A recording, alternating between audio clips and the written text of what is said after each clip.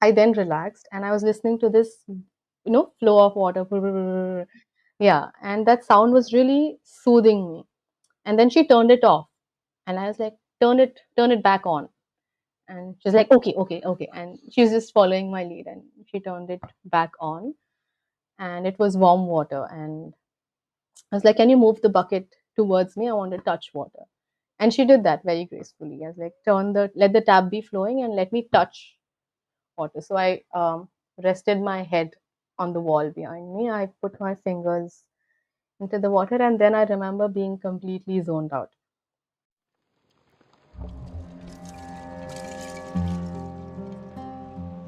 This is the Birth Agni podcast, the fire that brings us alive, that burns myths and opens a channel of authentic natural birth stories. This show debunks the many myths of the medicalized births, showcases the plethora of choices a pregnant couple can make to embark on their empowered birth journey. I'm Divya Kapoor, a certified birth and lactation counselor and an aspiring traditional birth attendant. Let's get the flames blazing high.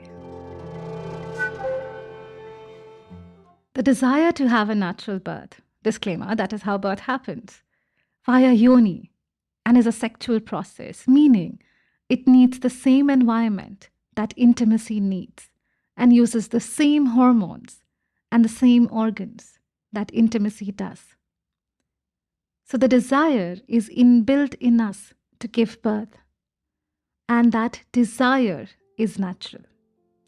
In this episode, we have Sanjana, who is a political scientist by profession, focused on urban rural linkages, urban studies, and inequalities in India.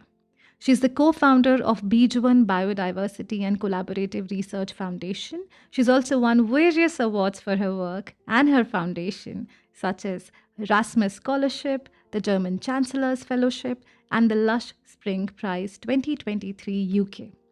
And in this three-part series, today, she shares her first birth experience at a birth center in Kochi, which made her greedy, in her own words, for more such experiences.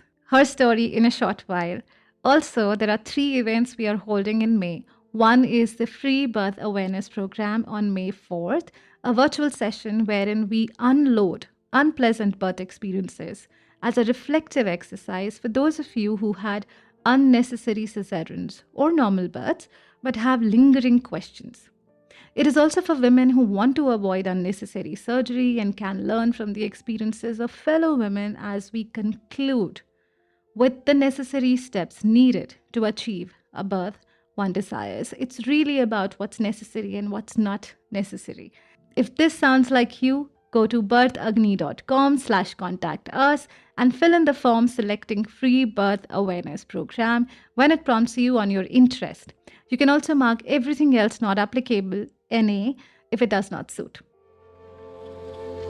So when I spoke to you, the first thing that you said was, and I asked you, what made you decide that you want to have a home birth?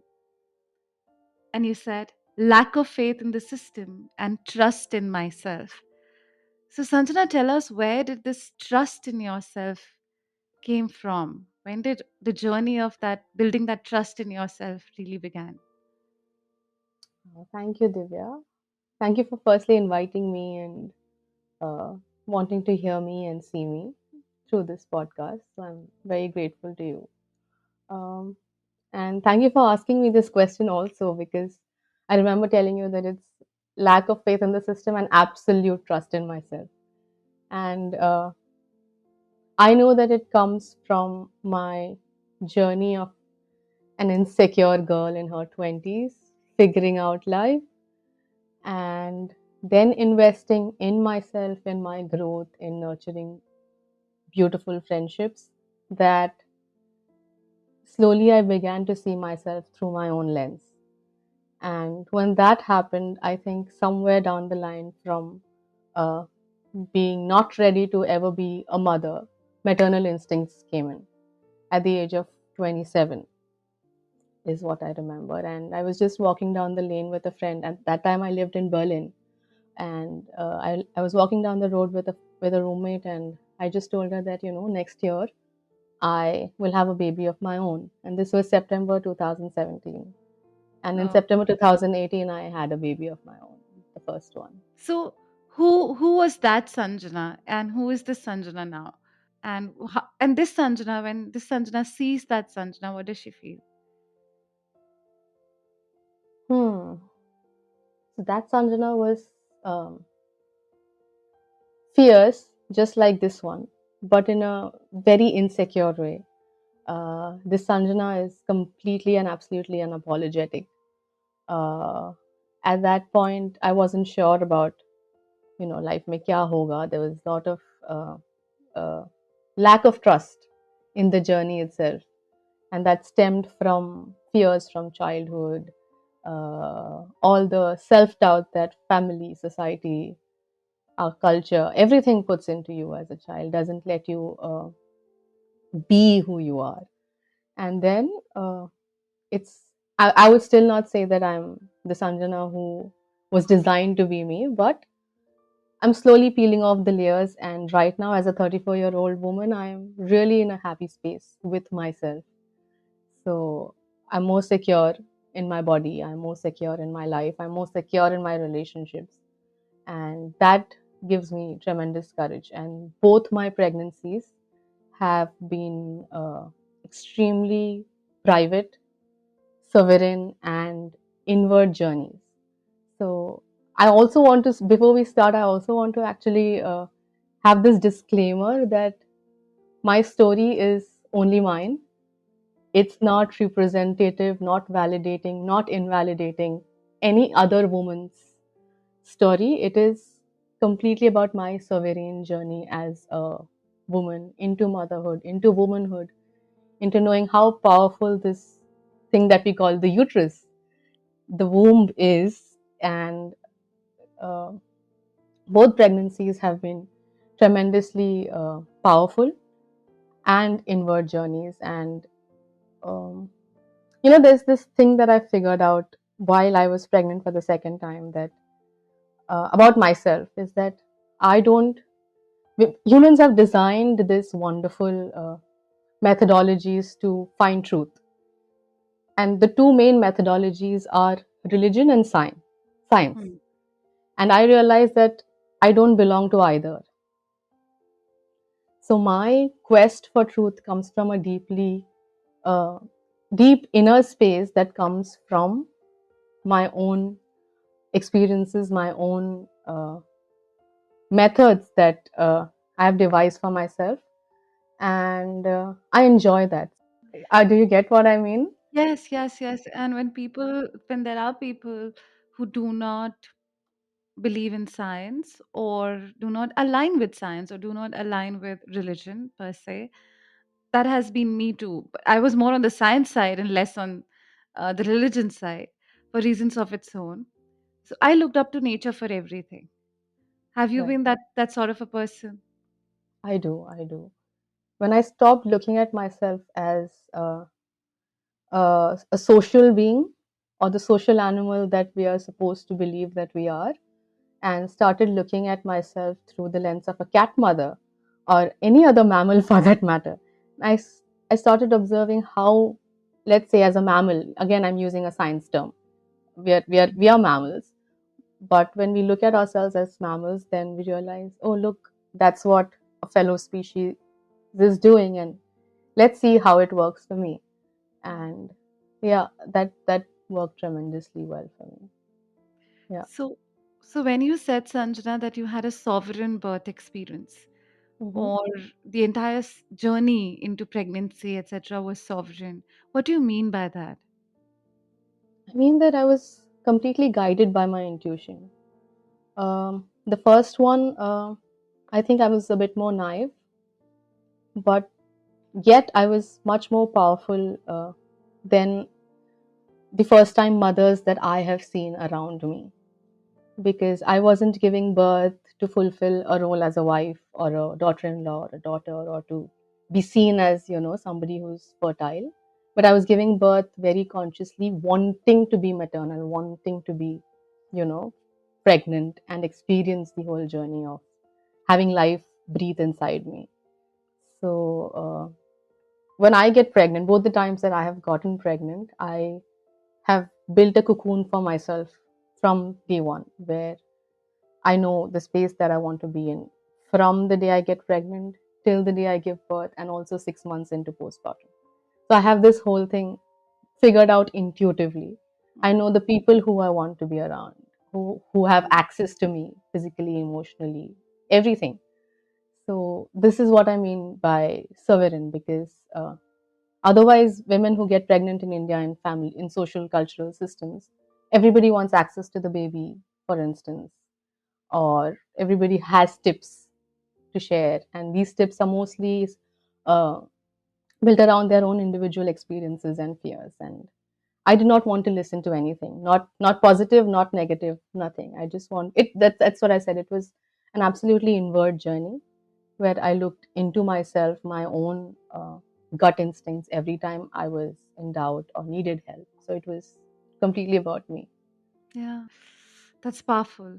That is powerful because to be able to Yeah. build that cocoon, it takes some amount of hard work, and definitely speaks for you as a person. Um, Yeah. Sanjana, would you like to tell us how did that shift from not wanting to be a mother to wanting to have a baby in the next year? How did that happen? I think it's something that also happened very organically. As a child, I didn't hear any great motherhood experiences. The mothers I saw around were hustling all the time, were frustrated, were yelling at their kids, and I didn't want to be any of those mothers. So growing up and then transitioning into a space, I studied at the Tata Institute of Social Sciences. I did my master's there, and then that's the time when you're also figuring out, in your late teens, early 20s, 19, 20, uh, about life. You're listening to all these theories about feminism. You're getting trained intellectually, and at the same time you're meeting people from a small cocoon family and culture in Bombay. You're exposed to people from all over the country, different communities, classes, castes, religions, and you're listening to all these experiences. And at that point I was extremely rebellious, uh, angrier than I am today, not knowing how to channelize anger. And I was like, no, pregnancy is not for me. I'm not going to do this to my body, knowing that and of course, popular culture shows you that, pregnancy is supposed to be painful and gory and all of that.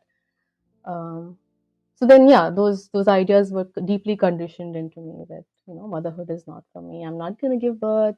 Yeah. And when the maternal instinct dawned, it was like, it Hmm. was okay. I'm walking down the road and I just felt it, and I can't explain that or articulate it in a better way, too. And then when that happened is when I started slowly navigating towards the other side and seeing truths layer by layer that um, this doesn't have to be painful. This doesn't have to be hustling. My life doesn't have to be hustled up as a mother. I want to be a relaxed woman, and motherhood is the space where I'm going to learn to be relaxed instead of learning to hustle. Hmm. This is how I'm going to change the narrative for myself. This is not about all of womanhood. This is not about anything like that. It's just about creating a new narrative for myself.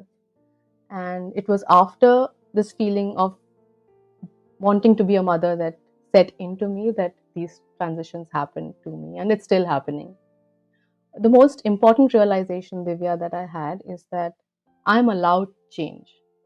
So that permission to let me change came from myself. I don't need, uh, I did seek validation earlier, now I don't in any format. I'm more open to listening to people, and I'm more appreciative of the people I have in my life. But I'm also more secure in myself, which gives me so much autonomy over the life choices I make. Yeah. So yeah, that's the transition. You feel liberated, you mean you feel liberated with the interconnectedness of your life with other people, but you're still one entity that you recognize. So, how did pregnancy help you maybe do that? How was the first experience all about? And you were not in India, Yeah, but you did come here to give birth. So, yeah. how did all of that happen? Yeah, so after I made that statement, I was on a Erasmus fellowship there during my PhD. And after I made that statement a month later, I was going to anyway come back to my university here and continue my PhD program. So um, that's when I realized that, okay, now that what I wished for is coming to me, I was pretty sure that I'm not birthing at a hospital or an institution. Hmm.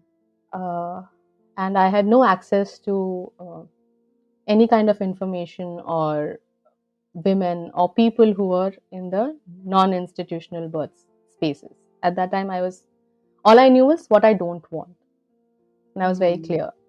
And I expressed this to my husband, and he's like, "Okay, whatever you want." So that statement that do what you want, I'm with you, kind of helped me make that push to do my own research about what I could do, and um, it was, I think, 24/7 obsession then, from January 2018 until April.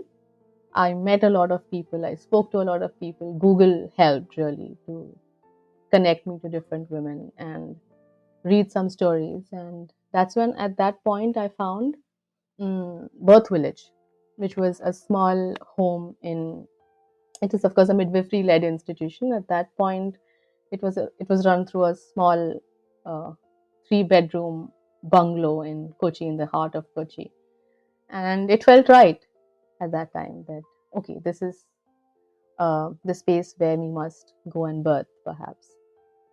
The stories, there were lots of stories on their Facebook page by Hmm. mothers who had experienced positive, healthy birth. And one of those stories by a friend who's a very, very dear friend now was actually something that made me decide, okay, let's just do this, because I do not see a better alternative. I Even at that point, I felt like, let's do this at home, you and me. uh, but I did not have that confidence. I needed somebody, some intermediary, not Hmm. a obgyn, but a midwife. At that Hmm. point, I felt like I need a midwife and a support system of women who understand. And from the stories, I realized, okay, I see these characters around me in my birth supporting me. And that's how we decided, okay, chalo chalte hain. It's going to take a big effort to move from Bombay to Kochi, stay there for a few months, and we figured logistics, and we transported ourselves to Kochi for the birth. When you said, I do not want to go to any institution, what was the experience behind that? What had you heard? And what was backing that intuition? Right. Oh, so many things. I wish I can bring in everything. I wish I can recollect everything and tell you right now. If I miss something, that would be really sad. Oh, but yeah, firstly, birth stories that I heard of women in the family, uh, some of whom were deeply traumatized, some of whom are now in their 50s and 60s and still cry when they listen to when they think about or share about their experiences of birth. So, one is that. Second is knowing that the system is not centered around the woman. Uh, that gave me immense clarity that in birthing is an extremely primal event, and that needs to be around the mother. I remember as when I got pregnant, I remember watching a video of an elephant birthing. Hmm. And this was this whole herd of elephants who completely left the mother alone when she wanted to birth. And she was solitary. And of course, somebody was recording this from far, far away, humans. And this elephant was birthing, and she gave birth. She relaxed with the baby, and then she made a peculiar sound, inviting her herd back to meet Hmm. her and the child. And that kind of played a huge role in me realizing, oh yes, this is what I want. I want a support system. I don't want to be dictated by the people around me on how I should birth. I want them to follow my lead. Hmm. I want them to be around if I need them, and I want them to give me space when I need it. And I knew that uh, the system is not the mainstream system is not going to do that. They're going to pathologize my body, ask me to take supplements, drugs, all of that. And in my most vulnerable moment of giving birth, I might be constricted to a bed, have stuff stuck to my body, and that's definitely not something I want to do. And I'd also heard a lot of horror stories from of hospital births from a lot of women. I extremely value. I want to also put this disclaimer that the system of allopathy is great when I choose it for myself instead of others telling me that I need it all the time. It's come in as a methodology which can be life saving. I did meet a few gynecologists to see if uh, uh, I can work with them, and meeting around 4 5 of them every month, I had to figure out, no, this person is not ready to even listen to me. So I went to a gynac in the first month. I wanted to discuss my birth, but of course that never happens. It's Yeah, okay, it was shut down. Yeah. yeah, yeah. You do the scan, you do the scan, you have these supplements done. It's just about protocols and filling those uh, you know check, this is done, this is done, this is done. It's not about looking at this woman who's come to you as a person with feelings and emotions. It's just another patient, a number for them. Hmm. So that is, I refuse to be that number. I refuse to be data Yeah. for the system which is not even willing to listen to me. So this happened repeatedly with 4 or 5 or 6, I remember. And even in my 8th month of pregnancy, uh, I I didn't want to go for a checkup, but my husband said, let's just do it because we have anyway decided to go to birth village, but let's do this final checkup. And this Obgyn, it was a new Obgyn, and she just touched my pregnant belly and told me that, oh, I think the amniotic fluid is very less, dangerously low or something like that, and you need to do a check, and we may have to go for a uh, you know Surgery. surgery if the levels are low. And this was hardly in my 32, 33 weeks. Mm. And my immediate response to her within a second was, no, the amniotic fluid is fine and I am perfectly fine. And I saw my husband's face and he was already scared. Mm. And I was like, oh, you don't worry, I'm fine. And her response to me was, oh, how many times have you become pregnant? I was like, this is my first. I don't have to be pregnant like a million times to know what's happening in my body, right? And but that was enough to scare my husband. So he said, no, no, let's just go and do a scan, what she's suggesting. I said, okay, I'm willing to do that. And the scan was perfectly fine. There was enough fluid. And then, of course, we didn't go back to her. So every experience with a Obgyn in Bombay was of fear mongering, of not of giving confidence to me, Woman. to the Yeah. woman, yeah, but of creating fear. I didn't want to be scared. I was scared enough for the first 27 years of my life, and now I had moved beyond the point that anybody could instill any fear in me about life or death. And by the time I'd also realized that you cannot pay the death card with me. So if I have to die or if my child has to die, they will die anyway. And if I have to live and my child has to live, we will live anyway. And it's not the life and death of me and my child is not the responsibility of a hospital, of even a midwifery run institution. It's not something that you have to take the responsibility for. It's mine to take. And that's when I also had another very interesting realization that I had, as a person and generally as humans, we have forgotten to respect and value death. Hmm. Yes. And we are so obsessed with keeping ourselves alive by drugging ourselves by any means possible, that, oh, just live. That's not necessary. If I'm not saying death is a scary space. Yes, death, when death comes, it also brings sadness. We have to grieve. There is grief sometime for years together, and all that is also a process. But we have forgotten to give death its value and space Yeah. Yeah. as much as we emphasize on life. So that realization liberated me truly, that you cannot play the death card, and I'm not scared of death. If it comes, it comes, and we go with the flow. Yeah. Yeah, That's true freedom. yeah, That's that's where you know that I would do everything I need to be able to take charge of my body, my health, my children. yeah, Now that realization is really strong, right? Um, for yourself, when we know that death needs to be dignified, someone dying needs to be dignified, there has to be more beauty to death, like another another gateway to another experience for the soul.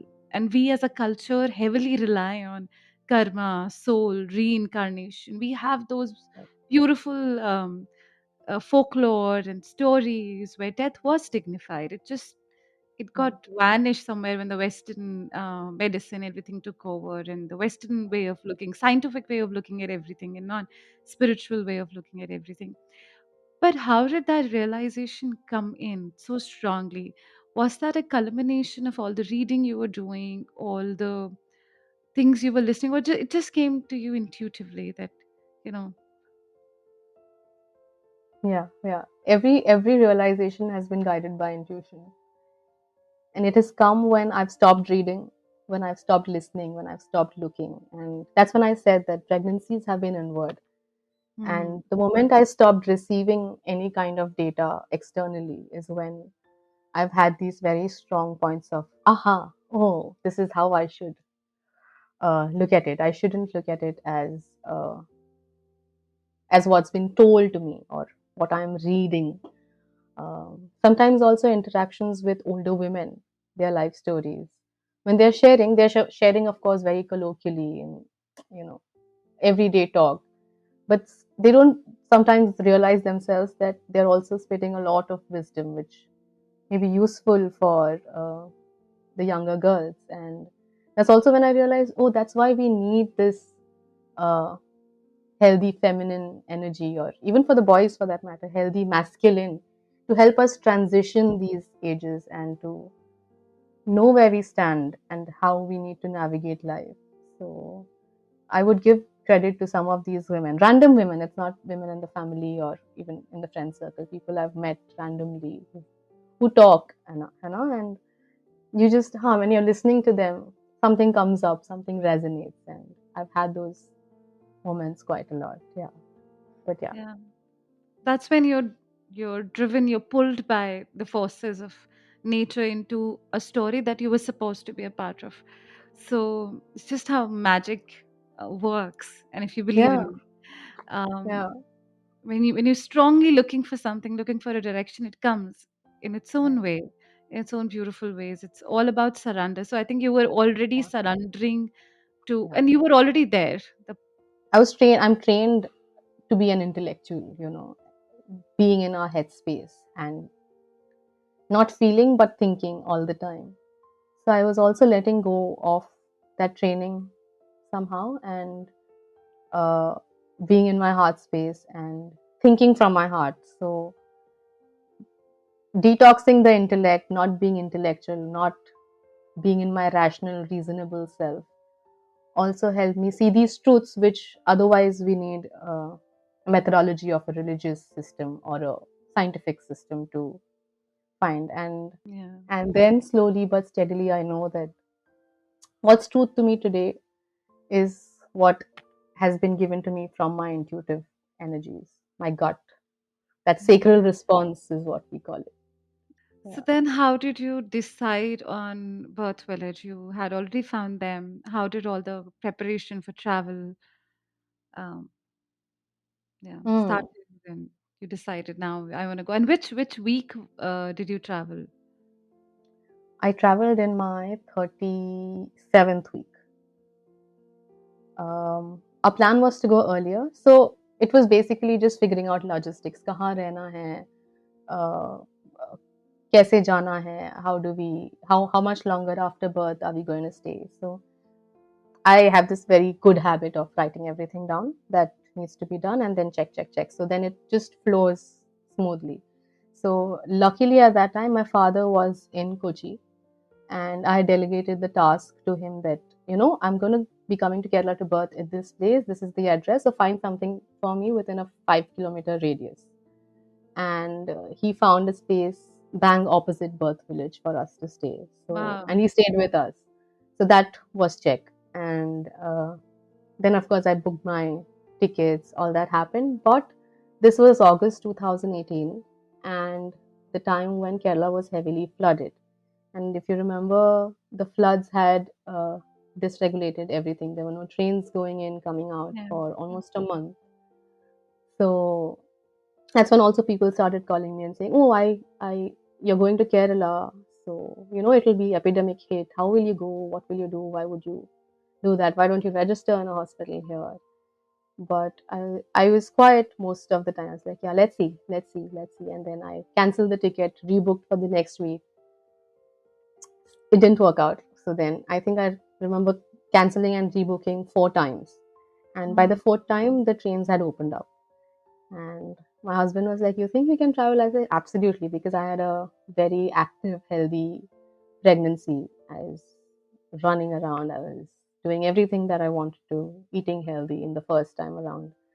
And we traveled, we settled in very easily. And yeah, 37 point, midway beyond 37 is when we traveled. And it was a fabulous journey reaching there, meeting the team. It was uh, it was just women in the birth center, so around 5, 6 of them playing their own roles. The midwives, there were two nurses, there were two caretakers, people cooking, and there was also that's also where I met Reba, my Mm. a very dear friend now, but also my doula for the first time when I birthed. And uh, yeah, yeah. So as soon as we entered, we were offered uh, this course. No, there was this. What is it? There's a term for this. Donna, the senior midwife there, used to do these active mama workout classes. So Okay. it was interesting because I'd never heard women dancing through labor, and that was the whole idea that you be active, you prepare your body for the process. And we enrolled for it, and my husband was the only one who was the non-pregnant person in the workouts. So we were allowed to do it. We asked Donna if he could also join in, and we did it. We did it around five sessions of that, and it was in my 39th week, 39 weeks and 5 days. I remember because at that time I used to keep count of the weeks in my first pregnancy. I was very meticulous. कि, अच्छा आज इतना दिन हुआ है, इतना weeks हुआ है, and 39 weeks and 5 days when I went into labor at 5 in the morning, 5:30 in the morning at home. And just a day before, I had asked Reba during the workout that what will happen if there are two women birthing at birth village because it's a small space. Two women birthing at the same time, and how do you all manage? And she said it's never happened before, but let's see. How if it happens, I know that we are equipped to function well. So I will go back to this story in a bit. So Mm. when I started labor, I mm, labored at home for around 3 hours until I remember 8:15, and by the time I realized that I need support. So my Mm. husband called Birth Village. At that time, there was Annie who was the head nurse, and she said, "Okay, just come in. We will see how you're doing and figure out the next steps." So we decided we'll walk from because it was right across the road. But labor was a little bit more challenging than I had imagined it to be. So we quickly took a cab and just crossed the road with the cab, and then I ran in as soon as I reached. The first thing that Annie did was ask me, "Can I please check if you're dilated enough?"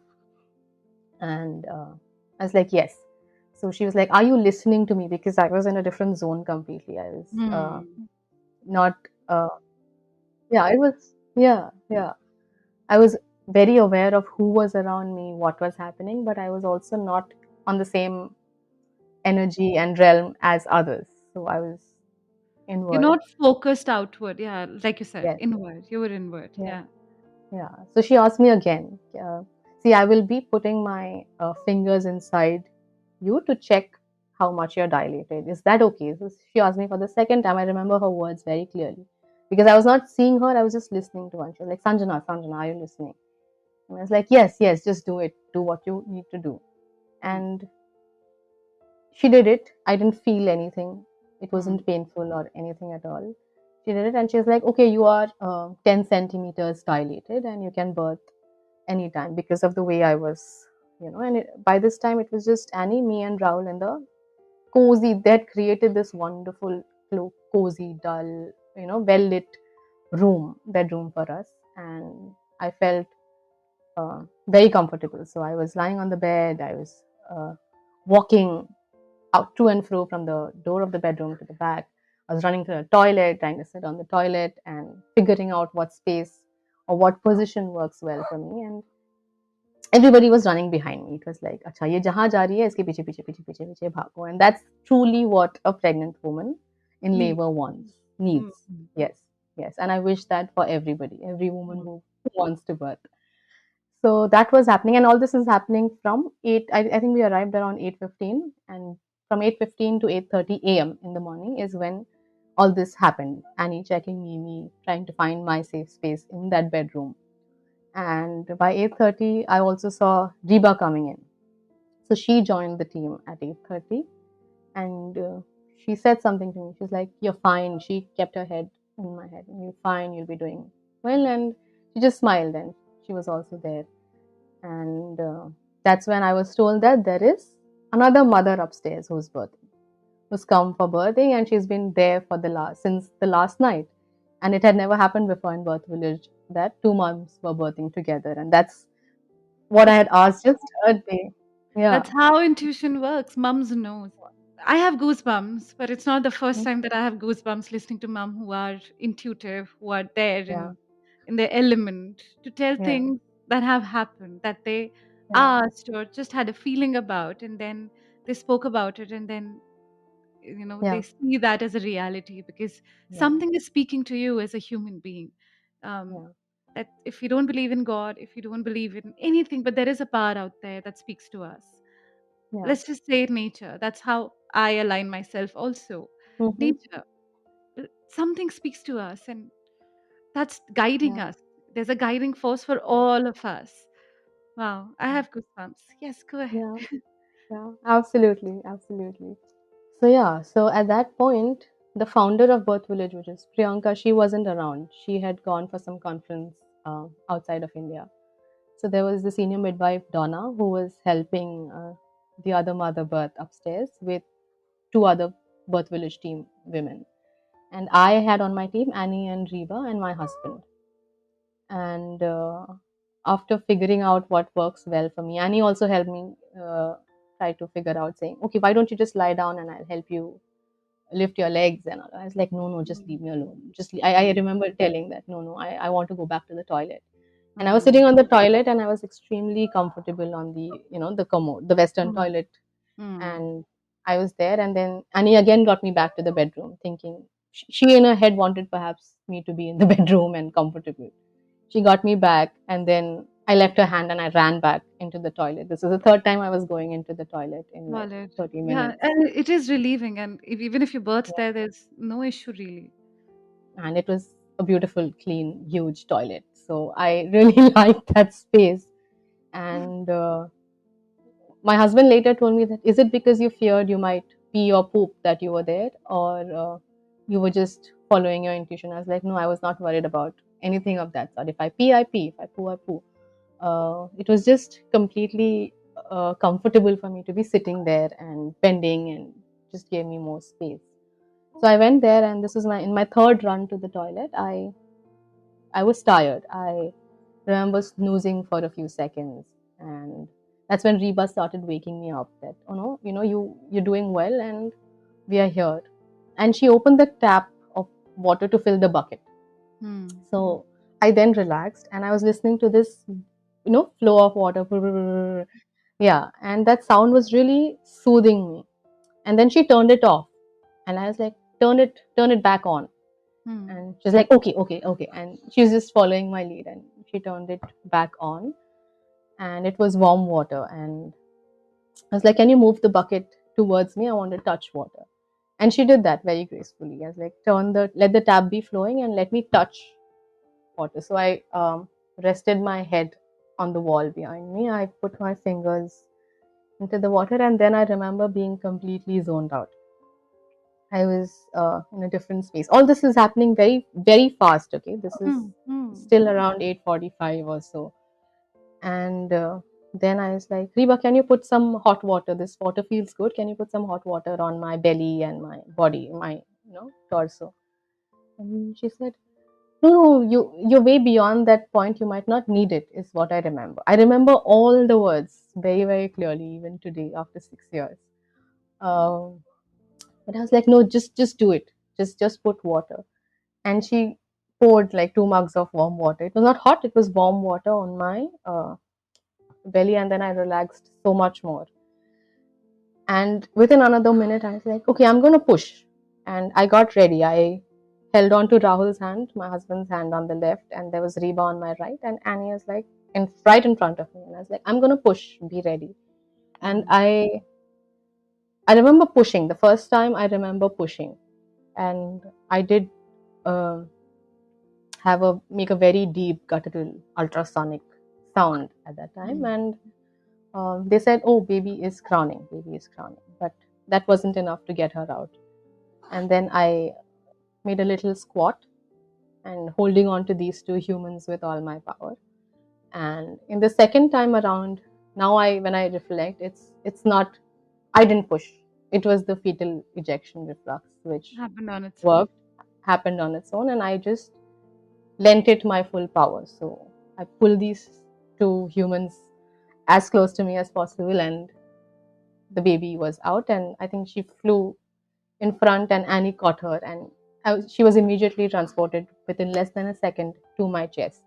And this was 9 a.m. in the morning, 9 a.m. sharp, because there was Usha Chechi, the cook, the head cook of Birth Village, who was standing right at the door, doing her job of watching time. So as Hmm. soon as Kyra flung out, she said, it's 9 a.m. when you birth. So the birth time was all, they were so efficient. It's just women knowing what needs to be done at what time. And Kyra was on my chest, and I was like, hi, hi. I just remember saying, hi, how are you? Hi, how are you? That's all I was asking her.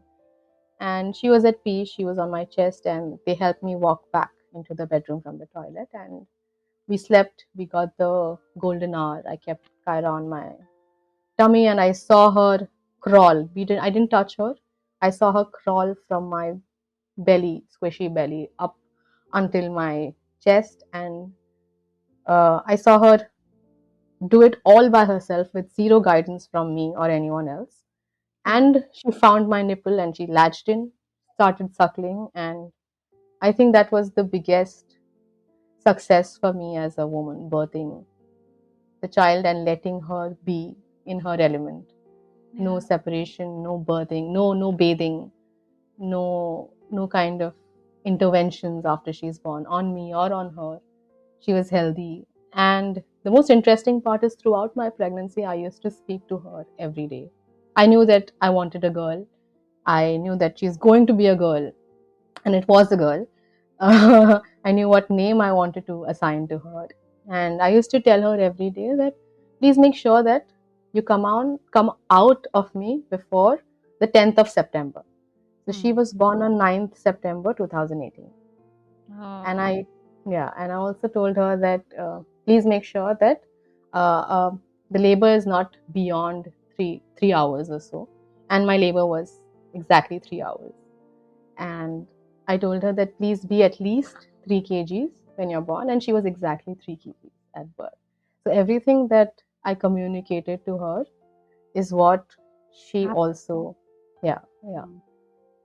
So, yeah, from what I remember of that moment of birth is I was able to hold her, touch her, feel her, see her, smell her. And all those senses being able to work together without any kind of interference. Because after I gave birth, everyone went quiet. Everyone was relaxed. Nobody came in to trouble us. They just checked, "Ki, are you okay?" And they let us sleep. And of course, within an hour, I was offered hot chocolate and hot dosas with chutney. All that came in, and I was asked to nourish myself because I was tired. Mhm. So nutritionally, I was nurtured. Physically, I was nurtured. There was this bed where Rahul and I were allowed to rest with her. So it was also a moment of bonding as a family.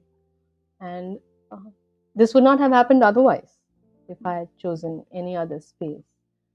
And The power of not being disturbed in birth for a baby mhm, after the baby is born.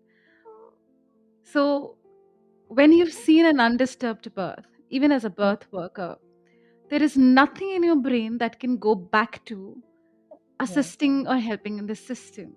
Because yeah, now what you've just seen is magic unfold, women after women. yeah, When women are left undisturbed, we talk about breast growth all the time in my classes, but women who have birth in the hospitals, they don't get it. They haven't seen it. They and it's just something that was taught to them like science, and it's, hmm, it's far off, it's distant, but it's not distant. It's the process that has been hampered, so the results are different.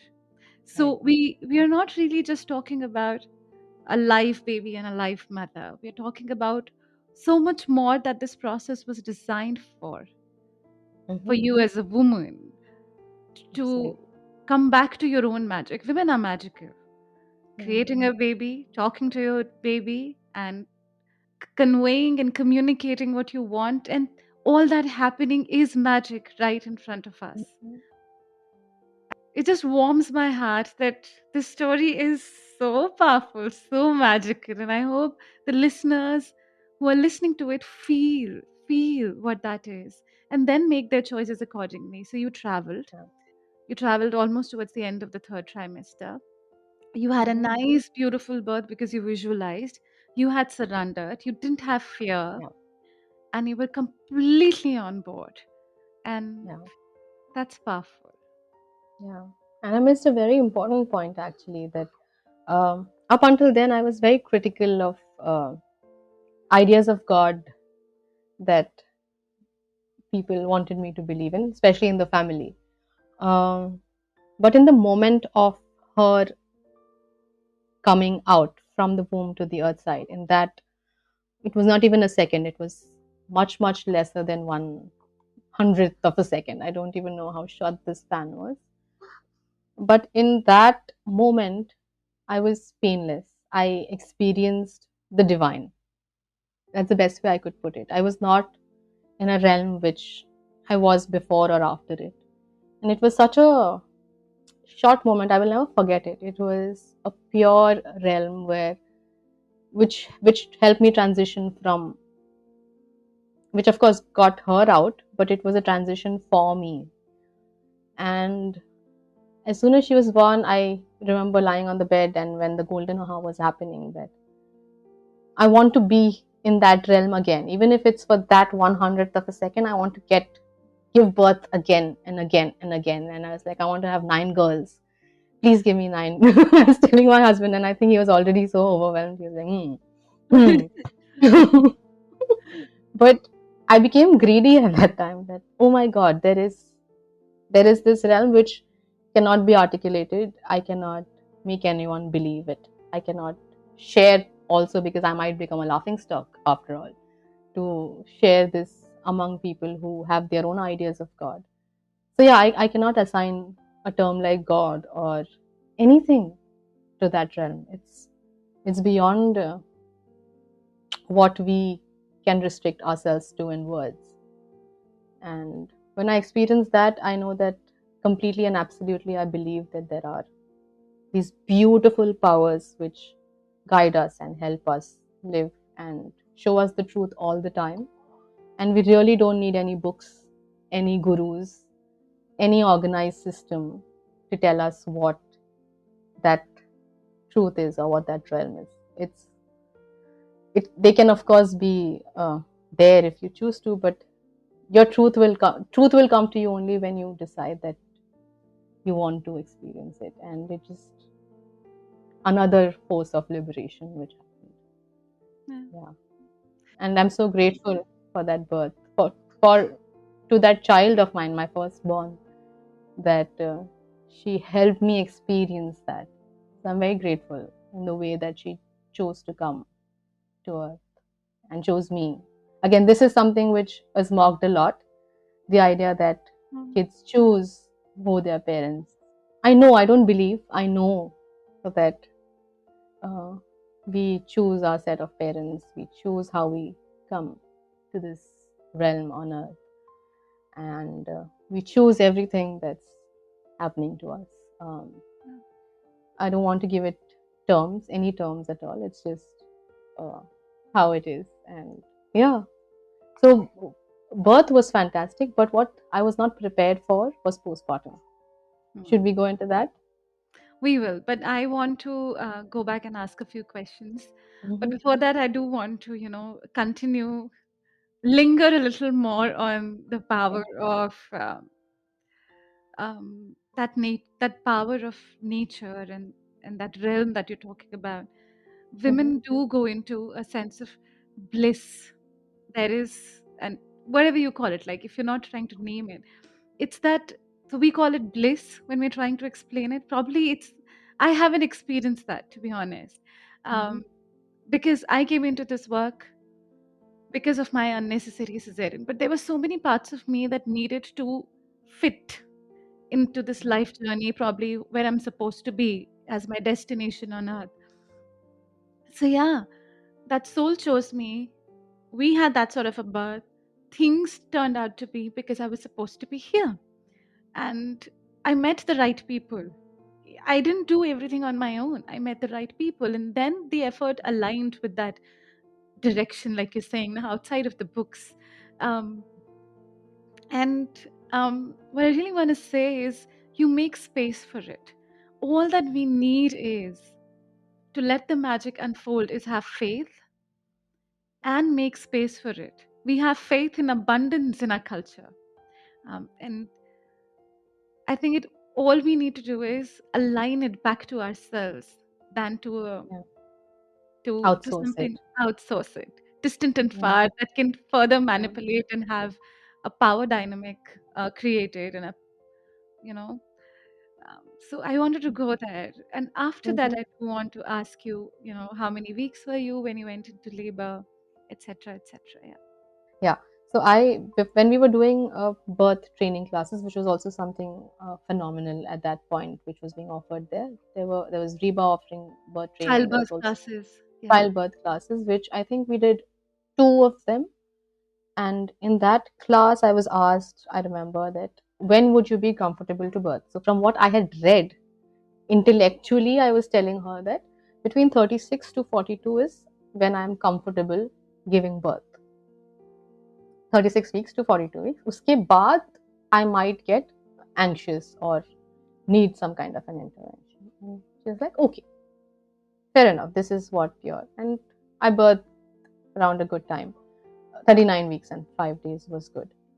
Uh, but from that point up until now, if somebody asked me the same question in my second pregnancy, I would say I don't care when I birth, whether it's 27 weeks or 40 weeks or 43 weeks. The baby will come out when it has to, and I don't even want to answer that question, because in the second pregnancy I did not keep count, to be honest. I went from moon to moon, and uh, I had just followed this beautiful midwife called Jane Hardwick Collins, who has written this book, The 10 Moons of Pregnancy. I've Mm. not read the book completely. I just read the title and I realized, yeah, yeah, because by the time I had completely become a lunar creature. So just the title was enough to help me understand that I'm just going to follow the moon cycle. This pregnancy, I'm not going to keep count of the weeks. And this question had become redundant for me. Mm. In the first time, I was psychotic about it. every day, every week, and um, that also helped in a way to plan when I want her out. But this was easier, not planning. So Yeah. if I have to tell women that, you know, if you're uh, confident, if you have absolute belief in your body as a fabulous machine who is working for you, and if you believe in your gut, in your um, inner sacred soul that you live in, uh, trust that you're not going to be pregnant forever. What goes in comes out. And your child is going to come out at the right time. So just stay with it, breathe with it, know that there is life thriving inside you, and she or he will be out when it's time. And uh, for me, it is also not about just the hospital systems who create fear, it's also about families. So it was very it's a culture shock for most people around me, uh, especially around the first time when everything I did was new to the family, to my friends. And then people kind of, because you're not following the norm, people kind of, oh, she's being super weird. But I knew that that's the best thing for myself. So from my mother to my all my relatives to all my friends who didn't get me when I said something, I was like, okay, so you are not going to be around me during my pregnancy or postpartum or birth. I will not give you access. Now, this is not about them. Hmm. I respect their beliefs, their journeys. It's about me and what I want. So, this is the time when you will not have access to me because I don't want to be disturbed by your thoughts or your beliefs or your experiences. I want to experience this um, and be true to myself without you telling me. Also, I'm going to read and know about a lot of horror stories and a lot of um, even positive stories. So let me just use that filter to keep myself as sovereign as possible. I think that idea of sovereignty, um, I realized it and I lived it throughout both my pregnancies. And I would, if I have to say something to women, I would say that you choose, and you um, be fearless, because you get to experience this only for less than a year, and use it to the best of what you think will work for you. And that will help you tremendously.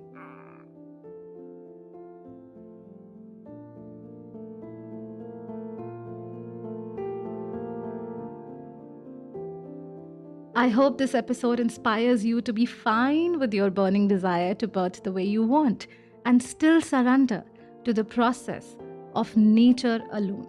In the next episode, we discuss Sanjana's home birth in Mumbai, so come back for it next week. If you have enjoyed this podcast, please do us a favor. Like this episode on the platform you're on, drop us a rating on Spotify or Apple, follow this podcast, and find us on Instagram by Divya Kapoor VOX. You can also email us your stories or questions on birthagni@gmail.com. Thank you. There is a field beyond fear where the body is empowered to take on labor and birth. To land there, it is crucial to take birth education. To enroll into our unique labor and birth preparation course, reach out to us at www.birthagni.com or scroll through all available prenatal and postnatal preparation classes. Thank you for listening, all in the spirit of birth, womanhood, and freedom. Remember, you got the bar.